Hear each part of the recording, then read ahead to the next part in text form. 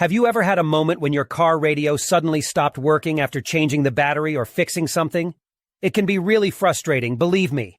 But don't worry, you're not the only one experiencing this problem. Let me explain what's happening. Many car radios have a special security system to prevent theft. It's a clever feature, but sometimes it can accidentally lock you out of your own radio. But guess what?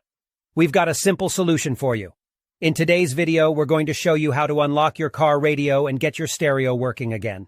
The best part is, you don't need to know a lot about technology or spend any money to do it. That's right. This method is completely free and anyone can do it. So let's get started and fix your car radio together. So the next step is to access the following website, where you can retrieve the unlock code for your car radio. You can retrieve your radio code for free through a simple procedure, but in order to get it, you need to find the VIN number of your car. To find the VIN number of your car, simply look for the corresponding boxes on the vehicle registration and licensing certificate. The VIN is on both sides of the document.